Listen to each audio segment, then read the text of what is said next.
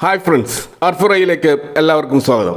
ഇന്നലെ നിഫ്റ്റിയിലുണ്ടായ 350 പോയിന്റിന്റെ ആ ഒരു ഷാർപ്പ് ഫോള് ഇന്ന് ഏകദേശം പകുതിയോളം അത് തിരിച്ചു പിടിച്ചുകൊണ്ട് 23,300 എന്ന ലെവലിന് മുകളിൽ എത്തിക്കാൻ നിഫ്റ്റിക്ക് കഴിഞ്ഞു. ഇപ്പോൾ 23,200 എന്ന ആ ഒരു സപ്പോർട്ടിന് മുകളിലേക്ക് ഒരു ബൗൺസ് ബാക്ക് ചെയ്യാൻ സാധിച്ചത് തീർച്ചയായിട്ടും അത് നിഫ്റ്റിയുടെ ആ ഒരു ശക്തിയെയാണ് സൂചിപ്പിക്കുന്നത്.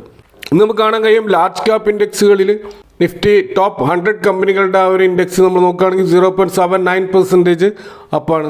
അതുപോലെ മിഡ് ക്യാപ് 150 1.42% അപ്പാണ്. അതുപോലെ സ്മോൾ ക്യാപ് 250 1% അപ്പാണ്. അതുപോലെ മൈക്രോ ക്യാപ്പിൽ ഇന്നും നമുക്ക് കാണാൻ പറ്റും 0.69% അപ്പാണ്. അപ്പോൾ ഇവിടെ നമുക്ക് കാണാൻ കഴിയുന്നത് across all the broad market ഇൻഡെക്സുകളിലും നല്ല മുന്നേറ്റമാണ് നമുക്ക് കാണുന്നത്. പൊതുവെ റീറ്റെയിലേഴ്സിൻ്റെ ശക്തിയാണ് മൊത്തത്തിൽ ഇത് സൂചിപ്പിക്കുന്നത്. പ്രത്യേകിച്ച് മിഡ് ക്യാപ്പിലും സ്മോൾ ക്യാപ്പിലും മൈക്രോ ക്യാപ്പിലും ഒക്കെ നല്ല ബൈങ് നടക്കുന്നതായിട്ട് നമുക്ക് കാണാൻ കഴിയുന്നത്. അപ്പോൾ മാർക്കറ്റ് മൂഡ് ഇൻഡെക്സ് നമ്മൾ നോക്കിക്കഴിഞ്ഞാൽ എക്സ്ട്രീം ഗ്രീഡ് സോണിലേക്ക് അത് പ്രവേശിച്ചതായിട്ട് കാണാൻ പറ്റും.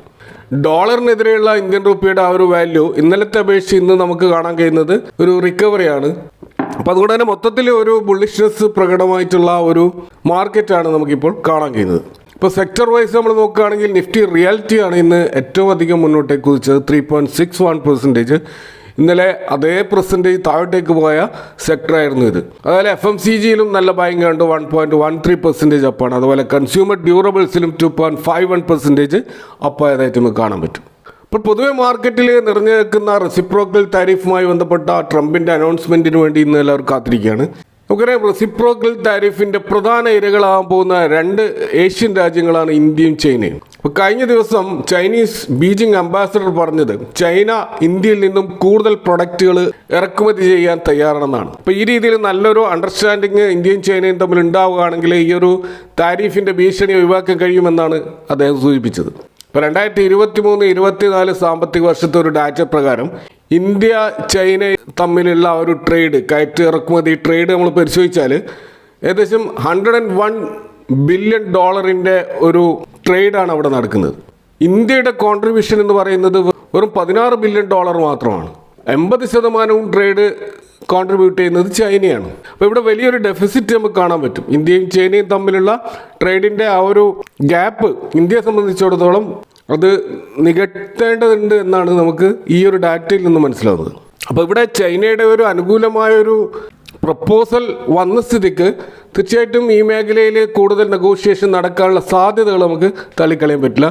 ഇന്ത്യയുടെ മെയിൻ എക്സ്പോർട്ട് എന്ന് പറയുന്നത് ചൈനയിലേക്കുള്ളത് പ്രധാനമായിട്ടും പ്രതീക്ഷിക്കുന്നത് റിഫൈൻഡ് പെട്രോളിയം പ്രൊഡക്റ്റുകളാണ്. അതുകൂടാതെ അയൺ ഓർ അതുപോലെ മറൈൻ പ്രൊഡക്ട്സുകൾ, വെജിറ്റബിൾ ഓയിൽ തുടങ്ങിയ മേഖലകളാണ് ചൈന പ്രധാനമായിട്ടും ഇന്ത്യയിൽ നിന്ന് ഇറക്കുമതി ചെയ്യാറുള്ളത്. നമുക്കറിയാം ഇന്ത്യ ചൈനയുടെ ആ ഒരു ശത്രുത പതിറ്റാണ്ടുകളോളം പഴക്കമുള്ളതാണ്. 2020 നടന്ന അതിർത്തി യുദ്ധം ഇന്ത്യയുടെയും ചൈനയുടെയും ആ ഒരു ബന്ധം കൂടുതൽ വഷളാക്കിയിരുന്നു. അതിൻ്റെ ഭാഗമായിട്ട് ചൈനീസ് ടെക് ഫേമുകളെ ബാൻ ചെയ്തുകൊണ്ട് ഇന്ത്യ അതിൻ്റെ സ്റ്റാൻഡ് വളരെ ശക്തമായിട്ട് മുന്നോട്ട് വെക്കുകയുണ്ടായി. അപ്പോൾ 2019 ശേഷം കഴിഞ്ഞ വർഷം മാത്രമാണ് ആ ബ്രിക്സ് സമ്മിറ്റിൽ 2 രാഷ്ട്രത്തലവന്മാർ മുതൽ ഒരു ബൈലാറ്ററൽ മീറ്റിംഗ് നടന്നത് നമ്മൾ കാണുന്നത്. അപ്പോൾ നിലവിലുള്ള ഈ ട്രംപ് താരിഫുമായി ബന്ധപ്പെട്ട ഈ ചൈനീസ് പ്രപ്പോസൽ ഇന്ത്യ കൂടുതൽ നെഗോഷിയേഷനിലൂടെ ഇന്ത്യ സ്വീകരിക്കുകയാണെങ്കിൽ ഈ താരിഫുമായി ബന്ധപ്പെട്ട് ഉണ്ടാകാൻ പോകുന്ന ആ ഒരു ഡാമേജിനെ ഈസി ആയിട്ട് ഇന്ത്യക്ക് മറികടക്കാൻ കഴിയുമെന്നാണ് മനസ്സിലാക്കാൻ കഴിയുന്നത്. ഇപ്പോൾ പെട്രോളിയം പ്രൊഡക്റ്റുകൾ നമ്മൾ നോക്കുകയാണെങ്കിൽ ആ മേഖലയിൽ ഇതിൻ്റെ ബെനിഫിറ്റ് ഉണ്ടാകാൻ പോകുന്ന സ്റ്റോക്കുകൾ നോക്കുകയാണെങ്കിൽ ഒന്ന് റിലയൻസ് ഇൻഡസ്ട്രീസ് ആയിരിക്കും, മറ്റൊന്ന് Indian oil corporation, Bharat petroleum corporation, അതുപോലെ ഹിന്ദുസ്ഥാൻ പെട്രോളിയം കോർപ്പറേഷൻ തുടങ്ങിയ സ്റ്റോക്കുകളിലൊക്കെ ഇതിൻ്റെ ബെനിഫിറ്റ് ഉണ്ടാകാനുള്ള സാധ്യതയുണ്ട്. മറ്റൊരു മേഖല അയൺ ഓർ കയറ്റുമതിയുമായി ബന്ധപ്പെട്ടാണ്. അവിടെ NMDC, അതുപോലെ JSW സ്റ്റീൽ, അതുപോലെ വേദാന്ത പോലെയുള്ള സ്റ്റോക്കുകളിലും അത്തരത്തിലുള്ള ഒരു ബെനിഫിറ്റ് ഉണ്ടാകാനുള്ള സാധ്യതയുണ്ട്. പിന്നെ വെജിറ്റബിൾ ഓയിൽ ആ ഒരു മേഖല നോക്കുകയാണെങ്കിൽ അദാനി വിൽമർ, അതേപോലെ മാരിക്കോ, പതഞ്ജലി പോലെയുള്ള സ്റ്റോക്കുകളിലും മുന്നേറ്റത്തിന് സാധ്യതയുണ്ട്. ഇനി അമേരിക്കയിൽ നിന്നുള്ള മറ്റൊരു പ്രധാനപ്പെട്ട ഒരു വാർത്ത നമ്മൾ കാണുന്നത് ട്രംപിൻ്റെ 2ാം വരവിനോടനുബന്ധിച്ച് അമേരിക്കയിലെ 2025 ജനുവരി 20 രൂപം കൊടുത്ത ഒരു ഡിപ്പാർട്ട്മെൻറ്റാണ് ഡിപ്പാർട്ട്മെൻറ്റ് ഓഫ് ഗവൺമെൻറ് എഫിഷ്യൻസി അഥവാ ഡോജി എന്ന് പറയുന്ന ഡിപ്പാർട്ട്മെൻറ്റ്.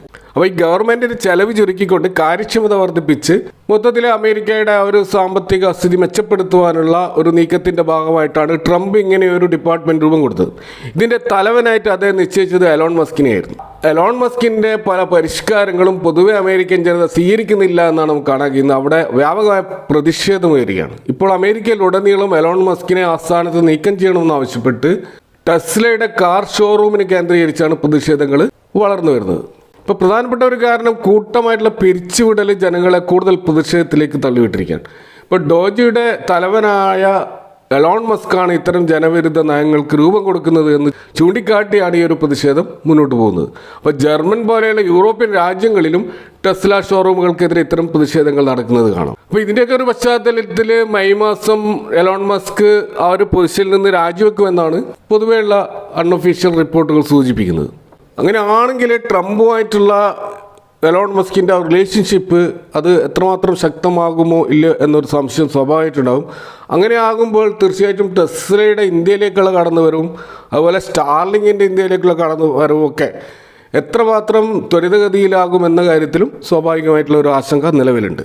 മറ്റൊരു പ്രധാനപ്പെട്ട ന്യൂസ് കഴിഞ്ഞ ദിവസം വന്നത് ന്യൂയോർക്ക് ടൈംസിൽ വന്ന ഒരു വാർത്തയാണ്. അത് വലിയ കോളിളക്കം സൃഷ്ടിച്ചിരുന്നു. ഇന്ത്യൻ ഗവൺമെൻറ് ഓൺ ചെയ്യുന്ന ഡിഫൻസ് കമ്പനി ആയിട്ടുള്ള HAL അഥവാ ഹിന്ദുസ്ഥാൻ എയറോനോട്ടിക്സ് ലിമിറ്റഡ് വഴി UK ബേസ്ഡ് ആയിട്ടുള്ള ഒരു എയറോസ്പേസ് മാനുഫാക്ചർ ആയിട്ടുള്ള HR സ്മിത്ത് ഗ്രൂപ്പ് അവർ റഷ്യൻ ഏജൻസികൾക്ക് വളരെ സെൻസിറ്റീവായിട്ടുള്ള യുദ്ധ സാങ്കേതിക വിദ്യ കൈമാറിയെന്നാണ് റിപ്പോർട്ട്.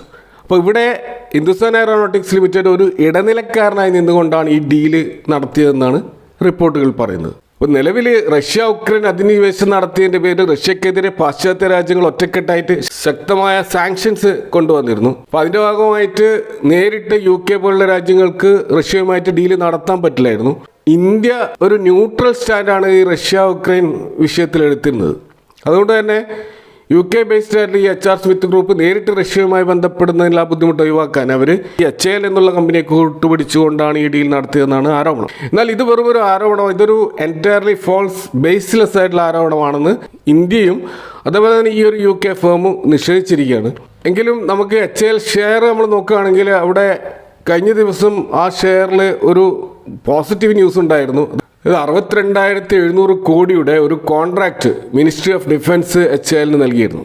ലൈറ്റ് കോമ്പാക്ട് ഹെലികോപ്റ്റേഴ്സ് നിർമ്മിക്കുവാനുള്ള ഒരു ഓർഡറായിരുന്നു അത് ഇന്ത്യയിലെ തന്നെ ലാർജസ്റ്റ് ആയിട്ടുള്ള ഒരു ഡിഫൻസ് പ്രൊക്യൂർമെൻ്റ് ആണ്. അപ്പോൾ അതുകൊണ്ട് തന്നെ ആ ഒരു വാർത്ത വന്നതിൻ്റെ അടിസ്ഥാനത്തിൽ HAL ഷെയറിൽ ഇന്നലെ 7.5% ഒരു അപ്സൈഡ് മൂവ് ഉണ്ടായിരുന്നു. പക്ഷേ ആ ഒരു ഇൻട്രാഡേ ഹൈയിൽ നിന്നുമാണ് ഈ ഒരു ന്യൂയോർക്ക് ടൈംസിൻ്റെ ന്യൂസ് കാരണം സ്റ്റോക്ക് തിരിച്ച് ആ പഴയ ലെവലിലേക്ക് തന്നെ പോയതായിട്ട് നമുക്ക് കാണാൻ കഴിയുന്നത്. ഓക്കെ, അപ്പോൾ ഇന്ത്യ ഗവൺമെൻറ്റും ബ്രിട്ടനും ഒക്കെ ഈ ഒരു വാർത്ത നിഷേധിച്ചതിൻ്റെ അടിസ്ഥാനത്തിൽ HAL സ്റ്റോക്ക് ഇന്ന് പോസിറ്റീവിലാണ് ക്ലോസ് ചെയ്തെങ്കിലും ആ പഴയ ഒരു 7.5% ആ അപ്സൈഡ് അതിലേക്ക് തിരിച്ചു വരാൻ HALന് കഴിഞ്ഞിട്ടില്ല നമുക്കിവിടെ മനസ്സിലാക്കാൻ കഴിയും. മറ്റൊരു പ്രധാനപ്പെട്ട വാർത്ത നമുക്ക് കാണാൻ കഴിയുന്നത് വോഡഫോൺ ഐഡിയ എന്ന സ്റ്റോക്കിലാണ്. നമുക്കറിയാം അവിടെ പ്രൊമോട്ടേഴ്സിൻ്റെ ഹോൾഡിംഗ് എന്ന് പറയുന്നത് 38%. അവിടെ ഗവൺമെൻറ്റിൻ്റെ ഹോൾഡിംഗ് 22%. അപ്പോൾ ഗവൺമെൻറ് ഈ ഒരു 22% എന്നുള്ള ഹോൾഡിംഗ് 48.99 ഓൾമോസ്റ്റ് 50% ആക്കാനുള്ള ഒരു ശ്രമമാണ് നടത്തിക്കൊണ്ടിരിക്കുന്നത്. അപ്പോൾ അതിൻ്റെ ഭാഗമായിട്ട് ഗവൺമെൻറ് വോഡഫോൺ ഐഡിയയോട് പറഞ്ഞിട്ടുള്ളത് 38,950 കോടി രൂപയുടെ ഓഹരികൾ അത് ഗവൺമെൻറ്റിന് നൽകാനാണ് അവർ നിർദ്ദേശിച്ചിട്ടുള്ളത്. അപ്പോൾ ഈ ഒരു ഇഷ്യൂ 30 ദിവസത്തിനുള്ളിൽ പൂർത്തിയാക്കാനാണ്, സെബിയുടെ അംഗീകാരത്തോടു കൂടി പൂർത്തിയാക്കാനാണ് ഗവൺമെൻറ് വോഡഫോൺ ഐഡിയയോട് നിർദ്ദേശിച്ചിട്ടുള്ളത്. വോഡഫോൺ ഐഡിയ എന്ന് പറയുന്ന കമ്പനി കടം കാരണവും അതുപോലെ മറ്റ് ലയബിലിറ്റി കാരണവും പ്രത്യേകിച്ച് ഈ സ്പെക്ട്രം റീപേയ്മെൻറ്റുമായി ബന്ധപ്പെട്ടിട്ടുള്ള വലിയ കടം അവർക്ക് പെൻഡിങ്ങിലുണ്ട്. പ്രത്യേകിച്ച് ഗവൺമെൻറ്റിന് വലിയ ലയബിലിറ്റി ഇവർ കൊടുക്കാറുണ്ട്. അപ്പോൾ അതാണ് ഈ രീതിയിൽ ഷെയറായിട്ട് ട്രാൻസ്ഫർ ചെയ്തുകൊണ്ട് ഗവൺമെൻറ് ആവശ്യപ്പെട്ടിരിക്കുന്നത്. അപ്പോൾ അങ്ങനെ ആകുമ്പോൾ ഏകദേശം 50% ഹോൾഡിംഗ് ഗവൺമെൻറ്റിന് വരികയും ഗവൺമെൻറ് ഇതിൻ്റെ പ്രൊമോട്ടർ ആകുകയും അങ്ങനെ ഇതൊരു PSU കമ്പനിയായിട്ട് മാറാനുള്ള എല്ലാ സാധ്യതകളുമാണ് നമുക്ക് ഈ സ്റ്റോക്കിൽ കാണുന്നത്. അതിൻ്റെ ഭാഗമായിട്ട് നമുക്ക് ഈ സ്റ്റോക്കിൽ കഴിഞ്ഞ 5 ദിവസങ്ങളിൽ നല്ലൊരു മുന്നേറ്റം കണ്ടതായിട്ട് കാണാം. ഏകദേശം 16% അപ്സൈഡ് സ്റ്റോക്ക് കഴിഞ്ഞ 5 ദിവസത്തിൽ പോയിട്ടുണ്ട്. ഇന്നും പോസിറ്റീവിൽ ക്ലോസ് ആയിട്ട് കാണാം. അപ്പോൾ ഇതൊക്കെയാണ് ഇന്നത്തെ മാർക്കറ്റുമായി ബന്ധപ്പെട്ട് പ്രധാനമായിട്ടും പങ്കുവെക്കാനുള്ളത്. നിങ്ങളുടെ അഭിപ്രായങ്ങൾ കമൻറ്റുകൾ അറിയിക്കുക. Thank you for watching. See you next time with another video.